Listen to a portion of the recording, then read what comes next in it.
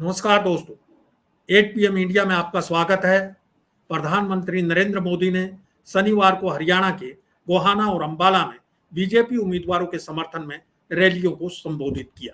पिछले आम चुनाव में हरियाणा के लोगों ने मोदी जी की अपील पर 10 की 10 लोकसभा सीटें बीजेपी की झोली में डाल दी थी, लेकिन इस बार हरियाणा की जनता का मूड बदला हुआ है। बीजेपी के उम्मीदवारों को जगह जगह लोगों के विरोध का सामना करना पड़ रहा है। इस बात का अंदाजा केंद्रीय नेतृत्व को पहले से था, इसलिए ऐन चुनाव से पहले मुख्यमंत्री मनोहर लाल खट्टर को हटाकर नायब सैनी को मुख्यमंत्री बना दिया गया। बल्कि सरकार में सहयोगी रही जननायक जनता पार्टी से भी गठबंधन तोड़ दिया गया, लेकिन सरकार के प्रति लोगों का रोष इससे भी कम नहीं हुआ। आज हम प्रदेश के राजनीतिक हालात को लेकर चर्चा करेंगे, साथ ही ये जानने की कोशिश करेंगे कि प्रधानमंत्री नरेंद्र मोदी की रैलियों से प्रदेश की राजनीतिक आबो हवा में कितना बदलाव आया है। इस पर चर्चा के लिए हमारे साथ मौजूद हैं जाने माने वरिष्ठ पत्रकार केबी पंडित। पंडित जी 5 दशक से ज्यादा समय से सक्रिय पत्रकारिता में हैं। उन्होंने कई चुनाव देखे हैं और अनेक राजनीतिक बदलावों के वे बतौर पत्रकार गवाह रहे हैं।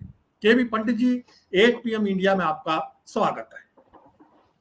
धन्यवाद धन्यवाद। पंडित जी, आपसे सबसे पहला सवाल है, कल प्रधानमंत्री नरेंद्र मोदी ने हरियाणा में 2 रैलियों को संबोधित किया। इन रैलियों से प्रदेश की चुनावी फिजा में क्या अंतर नोटिस किया है आपने? क्या आपको लगता है कि मोदी 2014 और 2019 की तरह हरियाणा में बीजेपी की लहर बना पाएंगे? नहीं, ये उनका, अगर ये मानते हैं कि लहर बन जाएगी तो वो उनकी गलतफहमी है। कारण ये था कि ना तो ये 2019 है ना 2014 है। अब मैजिक जो है नरेंद्र मोदी का वो अब कम हो चुका है। हरियाणा में कोई लहर नहीं है, किसी पार्टी की लहर नहीं है। अगर नाराजगी है तो बीजेपी से है, किसान नाराज है तो बीजेपी से है, सरपंच नाराज है तो बीजेपी से है, सरकारी कर्मचारी नाराज है तो बीजेपी से है, आंगनबाड़ी आशावादी वर्कर नाराज है तो बीजेपी सरकार से है। इसलिए क्या है कि बीजेपी सरकार ने चुनाव से पहले ये नहीं सोचा था अब इतना भारी विरोध का सामना करना पड़ेगा। और ताजा उन्होंने संभी बॉर्डर पर कीलें लगाई थी किसानों को रोकने के लिए, सीमेंटेड दीवारें लगा दी थी और गोली प्रबंध ये वो, और ड्रोन से वहां आंसू गैस के गोले छोड़े गए जिसमें अनेक किसान घायल हुए। लोगों के अभी तक याद है, बहुत पुरानी बात नहीं है। इसलिए कल मोदी ने जो रैलियों में भाषण दिया उसमें कोई लहर वाली नहीं थी, उत्साह नहीं था। देखो, लीडर का जवाब जब माना जाए, जब सुनने वाली ऑडियंस जो है वो उसको स्वीकार करती हो। उन्होंने अपना भाषण देना था वो दे दिया, और फिर भाषण भी सच्चाई से दूर। क्या हमने MSP दे दिया किसानों को किस फसलों को MSP दिया? सरकार से मांग की जा रही है कि कानूनी रूप दिया जाए, क्योंकि केवल हरियाणा में तो संगठित है मार्केट, पंजाब में संगठित है मार्केट, लेकिन ये अंदाजा जब लगाना पड़ेगा MSP पर, वो बताते बिहार में कितने में खरीदा, उत्तर प्रदेश में कितने में खरीदा, या और कई जो दूसरी स्टेट जहाँ गेहूं धान पैदा होता है उनमें कहाँ खरीदा, वो नहीं बताया। उन्होंने कहा कि किसानों को इतने परसेंट आंकड़े इस तरह के दिए जो सिद्ध नहीं करते। अब सरकार जो है MSP पे खरीदने के लिए संकल्प है। उन्होंने केवल हवाई बातें की और अब उनका विश्वास टूट चुका है, उनके वादों पर लोगों को विश्वास नहीं है। इसलिए जो सुनने वाली पब्लिक थी उसमें जो माहौल बनना चाहिए था वो माहौल नहीं बना। फिर एक और चीज और देखने की बात है, गोहाना में जो रैली हुई उसमें केवल बीजेपी वालों ने 10,000 कुर्सियां लगाई। 10 के साथ आसपास खड़े हो गए 12-15 हजार आदमी हो गए। मोदी की कॉलों उसमें उसने सोनीपत से, जींद से और दूसरे आसपास के रोहतक से आदमी बुला रखे थे। तो मोदी की रैली में ये वातावरण तो 1919 में नहीं था, ये वातावरण 14 में भी नहीं था। भीड़ ज्यादा होती थी। अब भीड़ बुलाई गई है, बैठाई गई है, प्रबंध किया गया, स्कूल बच्चों को बुलाया गया, मास्टरों को, प्राइवेट स्कूल के मास्टरों को मजबूर किया गया। जो बसें खड़ी थी रैली में लाने के लिए, अनेक स्कूलों की, प्राइवेट स्कूलों की बसें खड़ी थी, इसका मतलब उसमें बैठा के लाया गया। ये जो है, यही दूसरी बात इसमें एक और हुई अब जब अम्बाला में रैली हुई तो एक दिन पहले विनोद शर्मा और उसके बेटे कार्तिक शर्मा ने ये खुलेआम घोषणा की अम्बाला में परसों, अब भी हम सारी जगह 10 की 10 सीटों पर बीजेपी को समर्थन करेंगे। उनका मन ये था कि ये रैली में उनको प्रमुख स्थान मिलेगा, लेकिन अब ये बड़ा दुर्भाग्यपूर्ण घटना घटी। अब वो जो है कौन, विनोद शर्मा को तो स्टेज पे ही नहीं बुलाया गया, कार्तिक शर्मा को बतौर एमपी बुलाया गया और उनसे मोमेंटो नहीं दिवाया गया जी। और जितने आदमी थे बीजेपी का अपना शो था, उसमें विनोद शर्मा और उसकी पार्टी को कोई महत्व नहीं दिया गया जी। ये एक अफसोस की बात है कि एक आदमी सपोर्ट कर रहा है, उसको सपोर्ट को उतना मान सम्मान नहीं मिल रहा। ये कल हुआ है। और फिर शंभू बॉर्डर वहां से बहुत दूर नहीं है जहाँ प्रोग्राम 7-8 किलोमीटर को होगा, तो वहाँ किसानों को उनको किसानों के लिए सॉलिड घोषणा करनी चाहिए। जैसे कांग्रेस ने घोषणा कर रखी है कि हम अगर सरकार हमारी बनी तो हम एमएसपी को कानूनी रूप देंगे, और ये हर से ये फैसला करना था। जब शंभू बॉर्डर नजदीक था, प्राइम मिनिस्टर आया था तो उनको ब्रीफ भी किया होगा, किसानों के बारे में बात करनी पड़ेगी, महिलाओं के बारे में बात करनी पड़ेगी, पहलवान बेटियों का भी जिक्र किया, ओलंपिक का भी जिक्र किया, पदकों का भी जिक्र किया, हरियाणा के लेकिन बचाव कर गया। लेकिन उन्होंने ये नहीं बताया कि बेटियों पहलवान बेटियों की वहां बेइज्जती भी हुई थी, उनको पुलिस ने घसीटा भी गया था। उसके जो दोषी है इसके लिए बृजभूषण सिंह, उसके बेटे को टिकट दे दिया, ये उससे बाहर नहीं निकल पा रहे। और प्राइम मिनिस्टर बात करता है महिला सुरक्षा की। ये जो हवाई खेल थे, और महंगाई बेरोजगारी पे चर्चा क्यों नहीं करी उन्होंने? सरकार तीसरी बार बनेगी तो कहना चाहिए था महंगाई को लाभ कंट्रोल करेंगे और बेरोजगारों को नौकरी देंगे। वो कुछ नहीं, क्योंकि ये पिछली 14 में ये घोषणा कर चुके थे 2 करोड़ नौकरी देंगे बेरोजगारों को, और जो है 15-15 लाख रुपए जो काले धन का आएगा उसको सबके बैंक खातों में जमा कर देंगे। लेकिन ये कोई घोषणा ऐसी नहीं करी। बंगाल में भी करके आए हैं कि जो ईडी जो रुपया निकाल रही है लोगों के यहाँ से, ब्लैकमेलियों के यहाँ से, ब्लैकमेलरों के यहाँ से नंबर 2 का पैसा जो निकाल रही है, वो लोगों में बांट दिया जाएगा। इस तरह का जुमला इस बार भी फेंका गया है। नहीं, कितना बांटेंगे, कितना किया, कितने आदमियों में क्या मिलेगा? 15-15 लाख की घोषणा को उससे समानता नहीं लाई जा सकती, क्योंकि किसी को मिलेगा तो लाख, 1000, 50,000 मिलेगा, और वो भी सबको मिलेगा चले, वो भी संभव नहीं। ये जो मुझे ये लगता है प्राइम मिनिस्टर को ये लगता है। हाँ, एक समय ये बात सामने आई थी कि इस बार बीजेपी का मुकाबला कांग्रेस या किसी अन्य दल से नहीं बल्कि जनता से है। इसका क्या मतलब है? वो उनको गलतफहमी थी। मुझे ये लगता है कि इस बार चुनाव का दूसरा रूप है। एक तो साइलेंट है बॉर्डर, और ग्रामीण क्षेत्रों में बीजेपी की जड़ें हिला दी गई जी। अब ये कह के ये 2 रास्ते निकाले रहे हैं इस समय, आखिरी में जो बनेंगे तो एक तो ये बनेगा, वो कह रहे हैं जनता से मुकाबला है। जनता से मुकाबला थोड़ी था, जनता को तो सुविधाएं दी जाती है, राहत दी जाती है।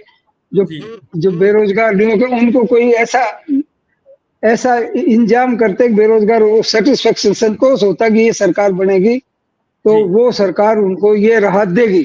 ऐसा कुछ नहीं था, वो जोड़ दिया जनता के साथ। जनता के साथ तो जब माने मनोहर लाल खट्टर अपनी करनाल की कॉन्स्टिट्यूंसी में ग्रामीण क्षेत्रों में बिना पुलिस प्रोटेक्शन के जाके दिखावे जी। चुनाव लड़ रहा है, 9.5 साल राज किया है उसने। अगर राज किया है, जनता पॉपुलर है जनता में, तो पुलिस प्रोटेक्शन ले जाने की क्या जरूरत? आजकल क्या होता है, पहले पुलिस सर्वे करती है सीआईडी, और फिर पुलिस जाती है, जब ये जाते हैं क्रांतिकारी नेता। तो इसलिए बीजेपी को अपनी ये कमजोरी नजर आनी चाहिए मेरे ख्याल में। वो या तो आंख मूंदे हुए हैं, या पॉलिटिशियन का तरीका है जनता को अपनी बात कह जाओ, गोएबल्स वाला है तरीका, झूठ बोलते जाओ, लगातार बार बोलोगे सच हो जाएगा। लेकिन मुझे लगता है इस बार जनता वो माना जाता है कि भाई उसको ग्रामीण लोगों की वोट चाहिए ही नहीं, वो शहरों पर डिपेंड है, और शहरों से ही उनके जो है सांसद चुन करके आ जाएंगे। न किसान की वोट चाहिए, न मजदूर की वोट चाहिए, वोट केवल जो है वो शहरी लोगों का चाहिए। ये हरियाणा में एक परसेप्शन तो है, लेकिन ये परसेप्शन इस बार नहीं, शहरों में ही विरोध हो रहा है। शहरों में लोग बेरोजगारी से, महंगाई से पीड़ित हैं। इन्होंने जो वादे करे थे, गैस सिलेंडर 1200 रुपए का आ रहा है, कितनों को फ्री सिलेंडर दिया, एक बार दे दिया, 2 बार दे दिया, आप समझे ना। ये जो घोषणा करते रहे ये कर देंगे वो कर देंगे, उन घोषणाओं में पक्कापन नहीं था। गारंटी, जो ये गारंटी की बात करते, कोई गारंटी नहीं है। कनेक्शन दिया गया है, सिलेंडर के तो पैसे ही लगते हैं, फ्री गैस नहीं दिया गया, फ्री कनेक्शन दिया गया। हाँ, तो फिर गरीब आदमी जिसको खाने के लाले पड़ रहे हैं, जिसको मजदूरी के पैसे नहीं मिलते, मनरेगा की से अब कांग्रेस ने अपने मैनिफेस्टो में घोषणा की 400 रुपए पर सदस्य देंगे मनरेगा में जो काम करेगा। अब वो भी 300 350 है इनका। इस महंगाई में तो मजदूर बड़ा परेशान है, चाहे वो गांव में रहता है चाहे शहर में रहता है। शहर में भी आधी आबादी तो गरीब ही है, ये नहीं मान के चलना चाहिए। शहर का मतलब ये एक साधन संपन्न लोग है, साधन संपन्न नहीं, जितने साधन संपन्न है उससे दुगनी आबादी गरीबों की है, जो मेहनत मजदूरी करके रहते हैं। रेहड़ी वाला लगाता है और चाय वाला बैठता है और दूसरे बैठते हैं। इसलिए सरकार के उनको रिलीफ के लिए कोई मुद्दा नहीं था। 2 जगह रैली कर दी, 20-20 मिनट भाषण दे दिया, लेकिन इस भाषण से ये मैजिक की गलतफहमी थी कि मैजिक हो जाएगा। वो मैजिक कुछ नहीं हुआ। मुझे नहीं लगता रैलियों से कोई प्रभाव पड़ेगा। जनता में कोई मैसेज तो जाए ये करने वाले। पंडित जी, कांग्रेस ने अपने कैरियर के दौरान बहुत सारे चुनाव देखे, इस बार हरियाणा की जनता का मूड कैसा लग रहा है आपको? इसके अलावा ये भी है कि प्रदेश की 10 में से कितनी सीटें बीजेपी और कितनी कांग्रेस व इंडिया गठबंधन को बढ़त मिलती दिखाई दे रही है? देखो, ऐसा है, पहले तो ऐसा लगता था 1 महीने पहले तो, अब जो है बीजेपी अकेली मैदान में। एक बार मजाक में इसने, मनोहर लाल ने कहा था मैं अकेला पहलवान हूँ, मजा नहीं आ रहा मुझे। अब उसने देखा गांव में लठ मारने तैयार बैठे हैं लोग, विरोध हो रहा है, काले झंडे दिखाए जा रहे हैं। अब उसको लगा कि लोग नाराज भी हो सकते हैं, और नाराज तो सच्चे हैं। महंगाई से परेशान है, कोई बेरोजगारी से परेशान है, किसानों को तंग किया गया, उनके लिए नकुले तार लगा दिए गए, उनके रास्ते रोक दिए गए, सीमेंटेड दीवारें बना दी गई, पुलिस से जो ड्रोन से जो है वो आंसू गैस के गोले फेंके, उससे अनेक किसान घायल हुए। वो ताजा खबर है, बहुत पुरानी नहीं है, सालों पुरानी। सालों पुरानी बात तो ये हो सकती है, ताजा है, हाँ, मेरा सवाल ये है कि हवा का रुख जो बदला हुआ है, उसमें कितनी सीटों, 10 में से कितनी सीटों की तरफ भाजपा की बढ़त है और कितनी पर जो है कांग्रेस की बढ़त दिखाई देती है? देखो, कांग्रेस ने जब उम्मीदवार घोषित किए तो पहले दिन से चर्चा होगी 5 सीट जीतेंगे। कारण कहता कैंडिडेट बीजेपी से तगड़े दे दिए, 5-6 कैंडिडेट अच्छे हैं कैंडिडेट। वो कैंडिडेट अब मैदान में है। अब बीजेपी ने लगा कि मुकाबला तो हो नहीं रहा। जैसे उदाहरण के तौर पर कृष्णपाल गुर्जर जी हैं, बहुत पिछड़े हुए हैं, अब उन्होंने कर लिया, भी खरीद लिया। अब आखिरी में कांग्रेस, ये बीजेपी की दुर्भाग्य की बात है, स्टेट में लीडरशिप नहीं है कोई भी। मनोहर लाल खट्टर जननायक नहीं बन सका, जनता का नेता नहीं है वो। अगर जनता का नेता होता तो वो ये घोषणा करता कि भाई ये करनाल वालों तुम संभालो, अब मैं सारे हरियाणा में प्रचार करूंगा। ये स्थिति में खट्टर नहीं है आज। दूसरी चीज ये है कि जो लोग जो हैं अंदर से नाराज हैं, बेरोजगार और महंगाई से, और उनको कोई रास्ता नजर नहीं आ रहा, और इन्होंने काम किया नहीं, कुछ घोषणा कर दी।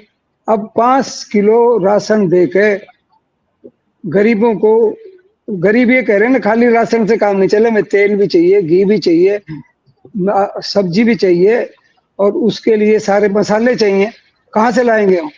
तो अब इन्होंने लोगों को जो दिया, वो अब लोग पूरा काउंट नहीं करते, पूरा उनका रास्ता निकला है कोई। क्योंकि हर परिवार में इन्होंने सरकारी राशन बांट के ये सिद्ध कर दिया। पिछली बार ये खरीद ले गए थे लोगों को 5 किलो, इस बार इनको लगा कि 5 किलो में साल भर बढ़ाते नहीं, इस बार पहले ही घोषणा कर दी अगले 5 साल तक भी देंगे।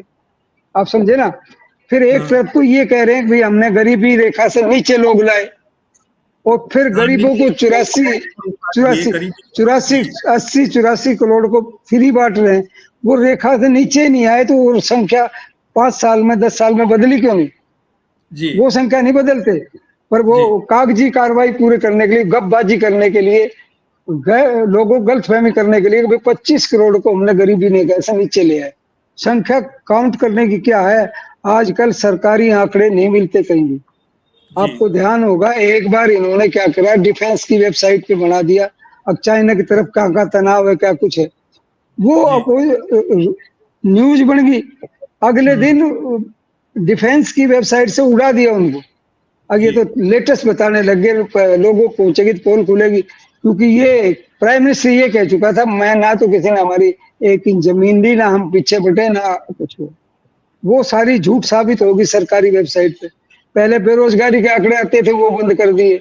पार्लियामेंट में जो रिपोर्ट पेश होती थी बड़ी टाइट करके, उन रिपोर्ट पे या तो कार्रवाई नहीं हुई, या कार्रवाई हुई तो कागजी हुई। और अब एक तो और है, सब डिपार्टमेंट्स की सालाना रिपोर्ट बनती है और जांच पड़ताल के बनती है। वो पार्लियामेंट में रिपोर्ट पेश होनी बंद होगी, और पार्लियामेंट में इंतजार करते रहते कोई रिपोर्ट आएगी। जो आई उसमें इनकी पोल खुल गई। जी जैसे जब एक बार रिपोर्ट पेश करी इन्होंने, तो उन्होंने कहा जी घपला हो गया, और वहां इतने पैसे नाजायज खर्च कर दिए होम मिनिस्ट्री ने। फिर ये स्मृति ईरानी जिस महकमे की, तो उसकी पोल खुल गई। फिर इंक्वायरी करवाने के बाद इन्होंने पर्दा लगा दिया, आगे पेश ही नहीं होंगे। तो ये जनता से, डेमोक्रेसी में जनता से सही जानकारी देने से बचना चाहते हैं, और बचने का तरीका ये पार्लियामेंट में पेश नहीं हो, ले कैसा होगा। फिर प्रेस को शिकंजा कस दिया। प्रेस आज उतनी फ्री नहीं है जो हमने देखी थी। हमने तो ऐसी प्रेस देखी थी कि जब मैं हिंदुस्तान टाइम्स में रहा 33 साल, हिंदुस्तान टाइम्स में बिड़ला के खिलाफ हिंदुस्तान टाइम्स के कैंपस में नारे लगते थे।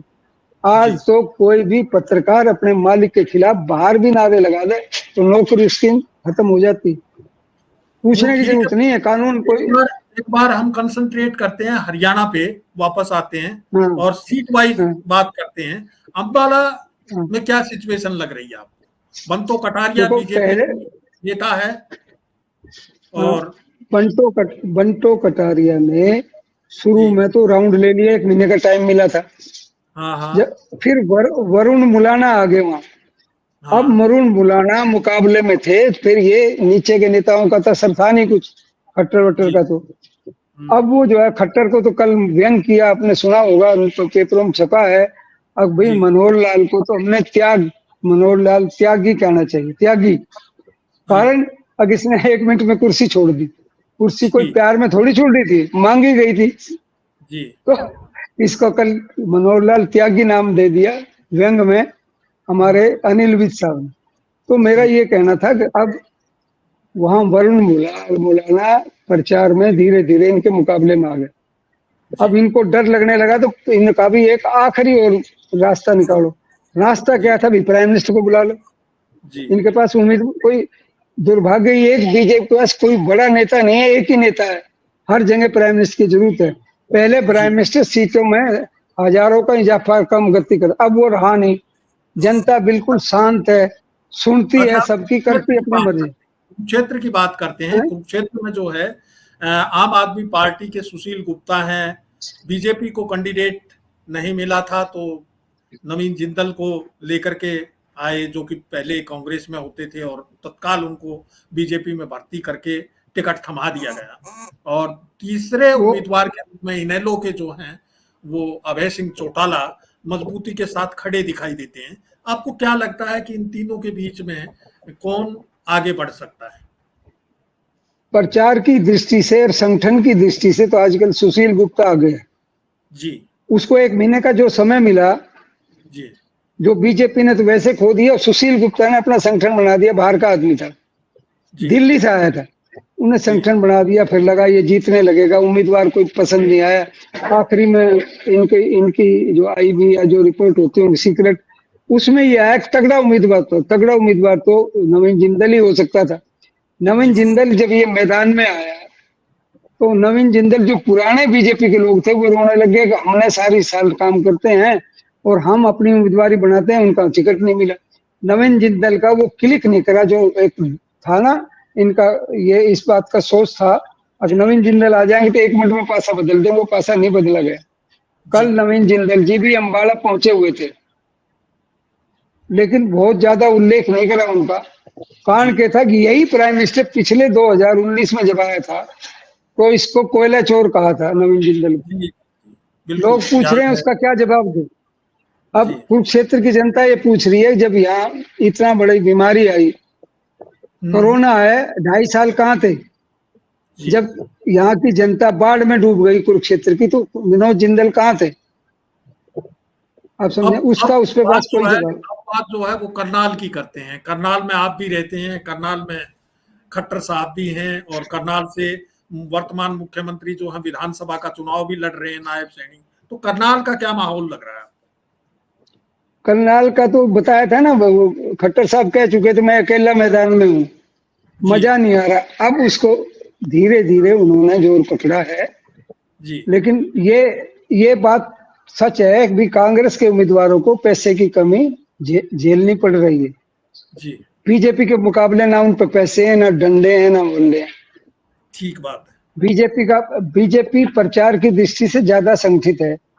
बिल्कुल। अभी तक इनके बूथ लेवल के आदमी पदाधिकारी नहीं बने कांग्रेस के। जी कारण क्या था, स्टेट लेवल का भी पिछले 10 साल से कोई भी कार्यकारिणी नहीं है। स्टेट लेवल पर, ब्लॉक लेवल, डिस्ट्रिक्ट लेवल पर कोई संगठन नहीं है, ब्लॉक लेवल यानी पे संगठन नहीं है। करनाल में आपने बीजेपी को वॉक ओवर दे दिया एक तरह से, या वाकओवर, इसको वाकओवर नहीं कहते। गांव ग्रामीण क्षेत्रों में विरोध हो रहा है, और जी करनाल में भी उसको मनाना पड़ रहा है अपने वर्कर को। जी अब ये मान के चल सकते हैं आगे हो, एज है, जी पलड़ा भारी है, ये कह सकते हैं हम। हार जीत तो समय बताएगा क्या होगी। ठीक लेकिन बात। यही बात नायब सिंह सैनी के लिए भी लागू हो रही है। नायब सिंह बाहर के हैं, कोई जी उसकी उपलब्धि नहीं। जी करनाल आ गए, खट्टर के नाम पे वोट मांग रहा बेचारा, और खट्टर जी मोदी के नाम पे वोट मांग रहा है। कमाल हो रहा है। जो मोदी के नाम पे वोट मांग रहा है, उसे उसे पता है कि मेरी कमजोरी है, मेरा वो अब स्थान नहीं है जो होना चाहिए। अब हम सोनीपत तो की तरफ रुख करते हैं। हाँ, वहां कांग्रेस ने हाँ, मोहनलाल बडोली को उतारा है, तो बीजेपी ने मोहनलाल बडोली को मैदान में उतारा, तो कांग्रेस की तरफ से ब्रह्मचारी जो हैं उनको लाया गया हरिद्वार से। तो क्या लगता है हाँ। आपको? मनोहर लाल बड़ोली को जब उम्मीदवार बनाया गया, जी तो खट्टर से पूछा गया किससे सलाह ली थी? जी क्योंकि वहां सबसे पुराने नेताओं में राजीव जैन जी हैं और उसकी वाइफ कविता जैन जी हैं। जी वो बोले हमने तो अखबारों में पता लगाया, कंसल्ट ही नहीं किया गया। जी जब लोकल उम्मीदवारों से, जो लोकल जो नेता, उनसे कंसल्ट ही नहीं किया, बीजेपी के नेताओं से।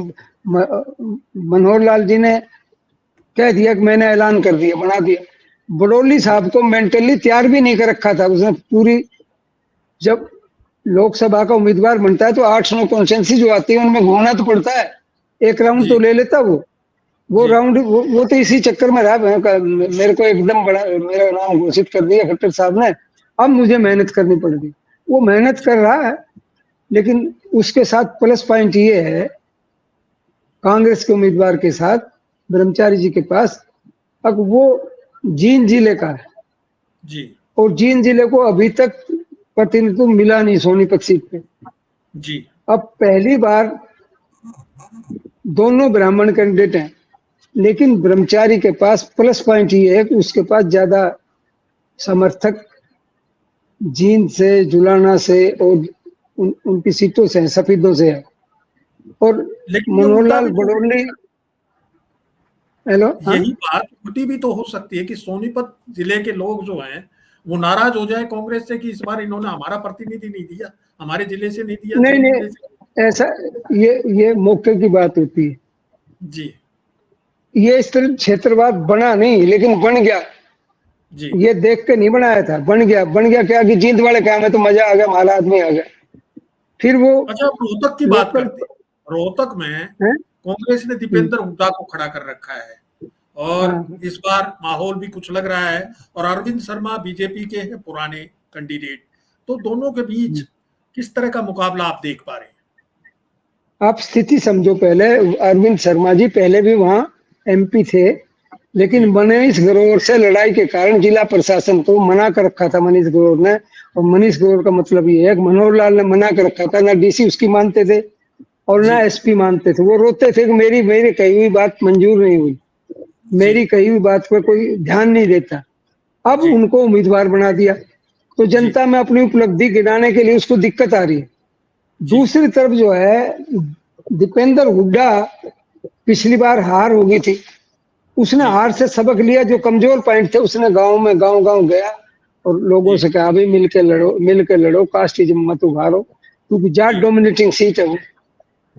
सीट को मत उभारो भाई। इस समय कांग्रेस सा है, साझला उम्मीदवार हूं मैं सबका। और उनको एक डर था, ये कोसली से पिछली बार बड़ी हार हुई थी, तो कोसली में जगदीश यादव या दूसरे जो लोग थे जो वोट कैचिंग थे, उनको हुड्डा ने अपने साथ मिलाया। तो उन्होंने ये गेम करा कि नुकसान तो हो सकता है कोसली में, लेकिन इतना वो अंडर कंट्रोल हो। उसके 8 कॉन्स्टिट्यूंसी और हैं, वो सारी कॉन्स्टिट्यूंसी में दीपेंद्र को अच्छी पहल मिल रही। केवल 2 जिले, 3 बड़े शहर हैं, एक तो रोहतक खुद है, एक झज्जर है, एक बहादुरगढ़ है। शहरी जनता में तो बीजेपी आस लगाए बैठी है और बाकी सारे एरियो में वो है। तो दीपेंद्र हुड्डा के जो मैनेजर हैं चुनाव के, उन्होंने जो मुझे बताया वो ये था कि हमने इस बार भरपाई कर ली, इन सीटों से हम 1 लाख 1.5 लाख से जीत के आएंगे, बल्कि 2 लाख से भी आ सके हैं। और हम कोसली की जो पिछली बार झटका लगा था, हालांकि काफी तब तक हमने उसको कमजोर किया है, लेकिन हम जीतेंगे बहुत बढ़िया मार्जिन से। ये लोगों ने लगने भी लगा है। आपको नहीं लगता कि बीजेपी ने अरविंद शर्मा को अकेला छोड़ दिया है? मनीष ग्रोवर भी साथ नहीं दिख रहे हैं, खुद मनोहर लाल खट्टर भी साथ नहीं दिख रहे हैं, क्या आपको ऐसा नहीं लगता? नहीं, ऐसा है, पॉलिटिशियन तो आ जाता है स्टेज पे, लेकिन तो उनको ये पता है। अच्छा, उसको एक चीज और है, वो कितनी सच है झूठ है ये तो पता नहीं मुझे। अब जब उसको रोहतक से सीट नहीं देने की बात आई तो उन्होंने कहा मैं करनाल से लड़ूंगा। इन्होंने सीआईडी रिपोर्ट आई है, अगर अरविंद शर्मा करनाल से कांग्रेस का कैंडिडेट आ गए तो तेरी जय बोल देगा बीजेपी। तो उन्होंने कहा इसको वहीं डांटो, दुश्मन वहां अपने मुंह पे मर जाएंगे। अच्छा, ऐसा राजनीतिक सर्कल में कांटे से कांटा भी निकाला जा रहा है। हाँ, यही है असली बात। इतनी है, अगर अरविंद करनाल आ जाते तो इनके पसीने आ जाते, क्योंकि अरविंद ऑर्गेनाइजर भी है। वोटर वक्त की बात है, अगर अरविंद को काम करने जो उसको अधिकार दिए थे वो काम करता, पूरी तरह मौका मिलता उसको। अब अरविंद की कमजोर स्थिति के लिए एकमात्र जो नेता है वो मनीष ग्रोवर है और उसके पीछे खड़ा मनोहर लाल खट्टर है। ये कमजोर आप बता चुके हैं पहले ही।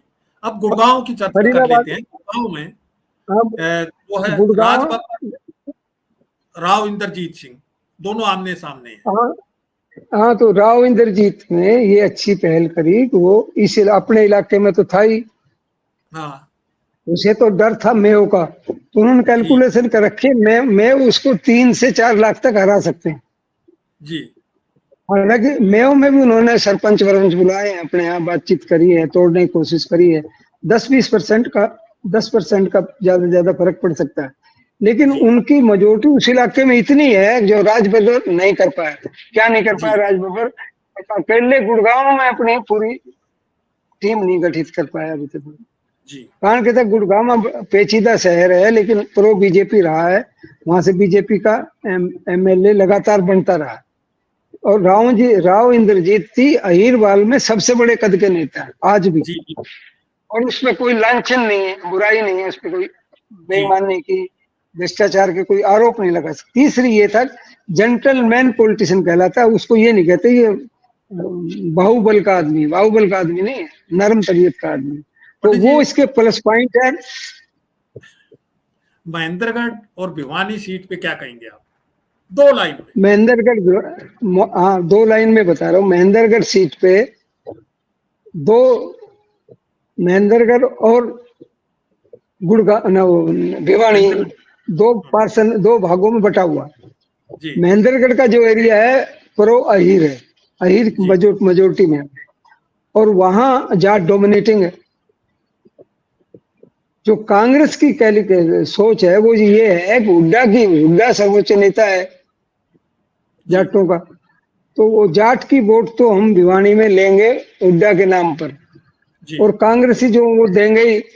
अगर हम वहां से धर्मवीर की लीड को 50,000 से सीमित कर दिया जी, जो बढ़ भी सकती है, मैनेजमेंट पूरी जोर लग रहा वहां, अगर वो 50 और लाख के बीच में आती है तो यहाँ ये निपटा देंगे उसको। ठीक। अब ये कमजोर स्थिति को देखते हुए नहीं, इसमें एक चीज और सुन, इसमें पहले सुन लो, ध्यान रखना है।